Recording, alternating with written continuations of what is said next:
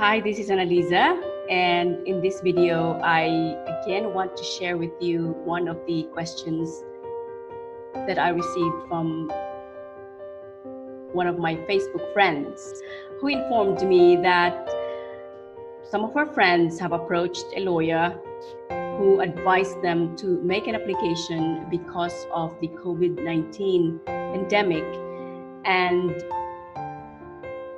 her friends are overstayers and they were contacted by a lawyer who promised them that they would need to make an application because the Home Office is granting visas because of the COVID-19. This is nothing new really, guys, because there's been so many things, so many false hopes have been promised to overstayers. If you recall, we had an amnesty petition that's been going around for many years. In fact, there was one last year, and before Boris Johnson was elected to be Prime Minister. This was in 2019. And again, when the pandemic hit in March 2020, there was also a letter going round asking the Prime Minister, asking the UK government to consider granting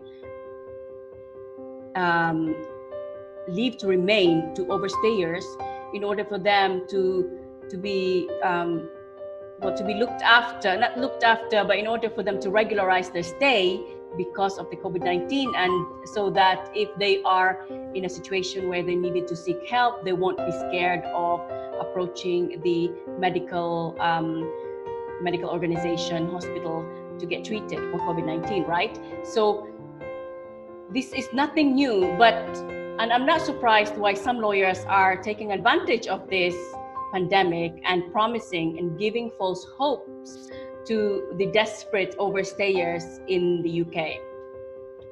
All I can say is that, and I have to keep repeating myself because if I knew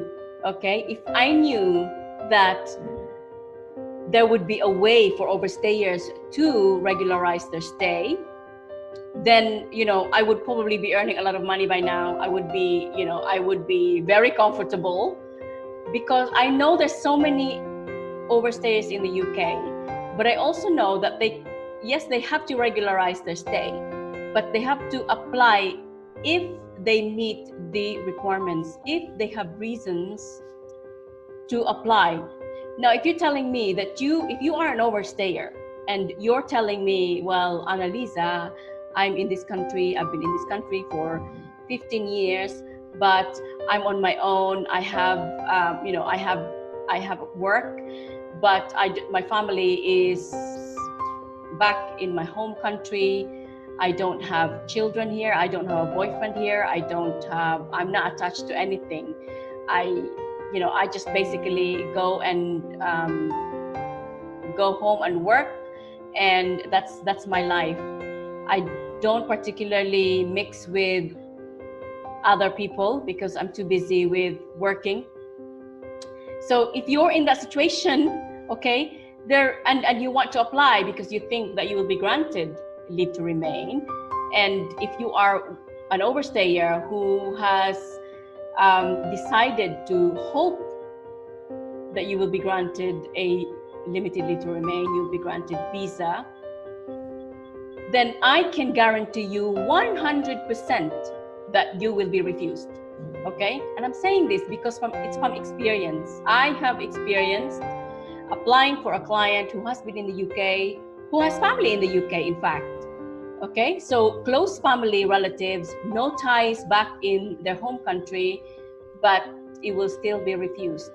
And there are so many factors why it will be refused. Okay, and to then appeal against that decision, there has to be an exceptional circumstances why you are appealing. And if you do appeal, you have to show reasons why you're appealing.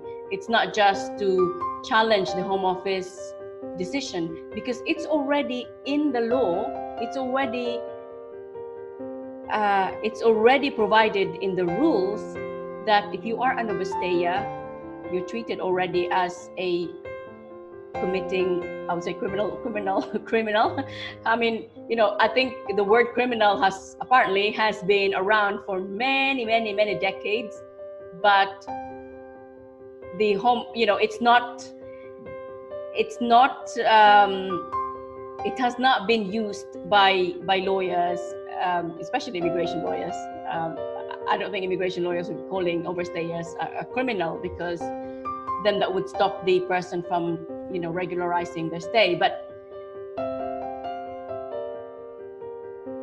it's already in the law that if you are an overstayer, you've already committed an offense. That's what I was going to say. Okay, so you've already committed an offense, and it's already also in the immigration rules that if you overstayed, and unless you can tell me that yes, I have a British child and I'm with a partner and we are kind of self-sufficient, okay, then you would be granted limited leave to remain.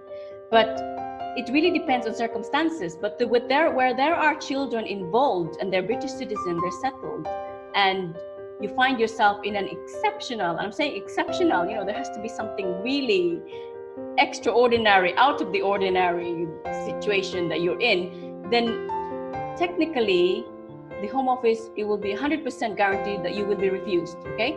So for you to then give your money because somebody, a lawyer, has said something that, because of COVID-19, you will be able to apply for this visa and it cost you £2,000. Apparently it cost 2,000 to make this application. So I asked, does it include the Home Office fees? Or probably not, right? Because if you apply then there's 1,052, and then there's 1,000 immigration health surcharge, which is the application fees itself. It's 2,052 pounds, and then on top of that will be lawyers' fees. But apparently the 2,000 pounds fees that was asked it's only for the lawyer. So this is just my notes. This is just my advice to overstayers, because I've been making this video for about, I think, 3 years now, and I know that many overstayers are watching this video and hoping that there will be something that might help them regularize their stay. But currently, I have been reviewing the updates on the law, unfortunately, on the immigration rules, but unfortunately there isn't anything that says because of COVID you can apply. Now, it really depends on circumstances. And so generally, if you are in a category of an overstayer where I said you've been here 15 years, you don't have any ties, you just go home and work, and that's basically it. And will you get a visa? No, you won't. Okay, 100%. No, you won't. But if you say to me, you have family in the UK, you've lost touch with your family, you don't have any family from your home country, and there are other factors that you think the Home Office might give you a chance to remain in the UK, then by all means consult a lawyer and get a specific answer to your questions, because no lawyer would be guaranteeing you a 100% visa, even for those who have complied with the requirements, because lawyers are supposed to give you what